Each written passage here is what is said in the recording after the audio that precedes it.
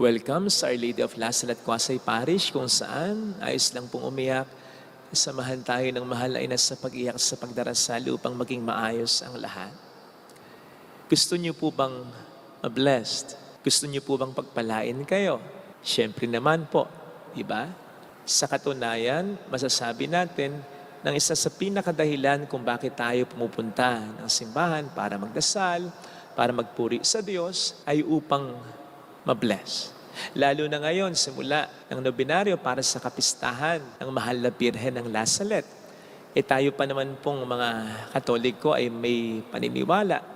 Marami sa atin ay may paniniwala na kapag nakabuo tayo ng 9 na araw ng paghahanda para sa isang mahalagang kapistahan, ay ibibigay ng Diyos ang ating mga kahilingan. Ang tanong, anong klaseng blessing ang ating inaasam? Ngayon pong naging hit ang usapin tungkol sa mga anomalous projects ng mga contractor sa pamahalaan at naglabasan sa social media yung marangyang lifestyle nila, pati na ng kanilang pamilya. Naglabasan din ang mga memes sa social media. Nakatutuwa. Halimbawa po, yan, marami na palang naghahangad ngayon na maging kontraktor sa pamahalaan. In fact, may mga nagsasabi na kung may magbubukas daw na eskwelahan na ganyan, College of Contractor, Major in Flood Control, maraming maglilipatan daw dyan. Kasi nga naman ng mga may anomalyang proyekto sa pamahalaan ng mga contractors, hayahayang buhay. May nagsabi pa na kahit daw po sa garahe, na minsan di mo naman maiwasang medyo marumi, na nandun ang kanilang maraming mga sasakyan. Pag nakakita ka raw ng ipis, ang itsura, ganyan. At kapag may nagawa o nagawin naman daw, na butiki sa bahay ng mga kontraktor na yan, ang itsura ay ganyan. O di ba? Maging ang ipis at butike, hindi mo katatakutan. Haya-haya nga naman. No wonder, marami daw ang mga babae ngayon. Ang tipong lalaki ay kontraktor daw ng pamahalaan. Kailan ba ako umattend ng kasalan? Ang suot ko ay ganyan. Nang may babaeng lumapit sa akin at nagsabi, "Father, ang gwapo mo, para kang kontraktor." Nakakagwapo na pala ngayon yan. Well, gaya ng sabi ko, mga memes lang po, mga biru-biruan lang. Kaya lang, pwede rin kasing ito yung pagpapakita. Huwag naman sana. Pero pwedeng pagpapakita rin naman ng pagkainggit ng atin sa kanila. Hindi ko po sinasabi na tama yung ginawa nila, ha? Lalo na kung mapatunayang may anomalyang talaga. Kaya lang, hindi man sa panghusga sa pagkatao nila, kundi sa ginawa lamang nila, maisip din po sana natin at maitanong sa sarili natin, kakayanin kaya din natin ang tukso laban sa kayamanan kapag tayo ay nalagay sa kanilang kalagayan? Kakayanin ba nating i-resist ang limpak-limpak na pera kapag nandiyan na? May nag-PM nga po sa akin, kilala niya yung isa sa mga involved ngayon na iniimbestigahan, opisyal ng DPWH. Sabi niya, "Father, mabuting tao naman niya sa pagkakaalam daw niya at pagkakaalam ng marami pang iba, kaya nagulat daw sila nang nasangkot sa anomalya."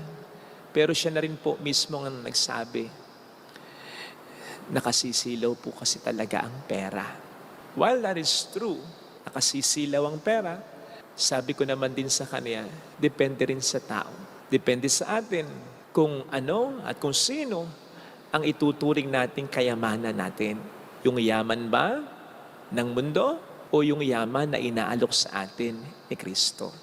Yan po ang isa sa mga sinasabi na mga pagbasa natin sa araw na ito. Sa ating ebanghelyo ay narinig po natin kung sino yung mga taong blessed para kay Kristo. Na kung napansin po ninyo, hindi ito yung mga blessed na tao sa pananaw ng mundo. Hindi ito yung mga namumutik-tik sa kapangyarihan, sa kayamanan, maging sa kasikatan. But please don't get it wrong. Hindi sinasabi dito ng Panginoon na blessing ang pagiging mahirap.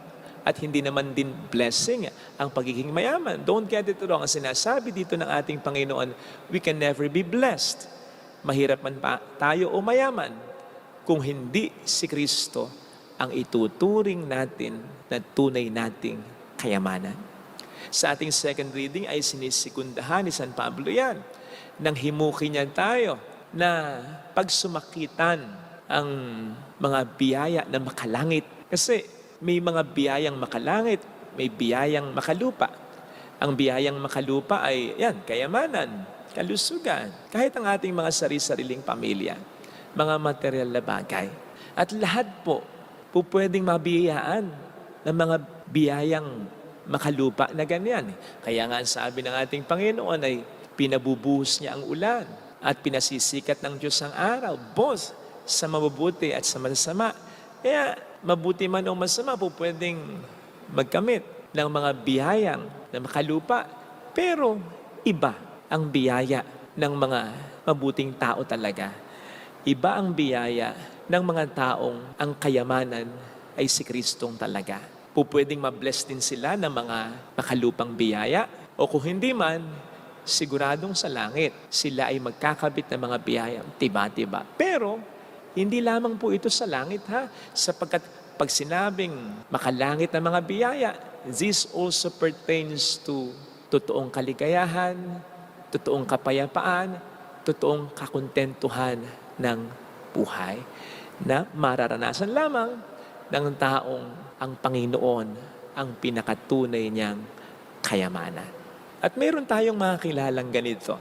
Gusto ko sanang magbanggit ng mga kilala natin ngayon o nababalitaan natin ngayong mga politiko na kahit nandiyan ang kapangyarihan ay hindi gumagawa ng katiwalian. Pero baka sabihin nyo, namumulitika ako.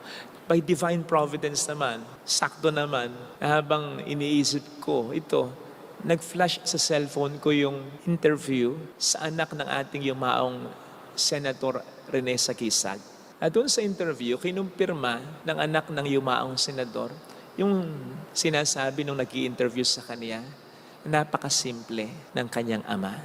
Si Senator Saquisag pala, dati pupunta ng Senado, nagtataksi lang at nagbabaon ng pagkain yan sapagkat sabi daw ng senador, ayon sa anak niya, ayaw ko nang ipa-shoulder sa mga Pilipino yung pananghalian ko.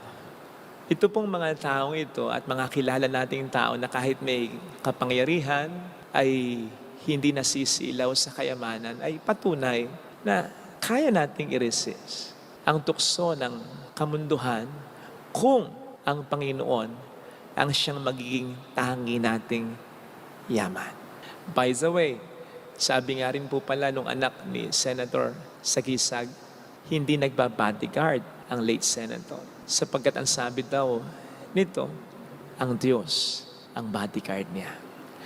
Kaya sana mga kapatid sa misang ito, hilingin natin ang pinakamahalagang biyaya. Yung magkaroon tayo ng malalim na relasyon sa Panginoon. Ito kasi ang siyang magiging sikreto natin upang maging karapat-dapat tayo sa mga biyayang hinihiling natin sa Kanya. At upang kahit hindi natin makuha ng eksakto ang mga biyayang hinihiling natin sa Kanya, ay maging payapa pa rin tayo at masaya dahil okupado na ni Kristo ang ating puso bilang tunay nating yaman talaga. Ito sana ang hiling natin.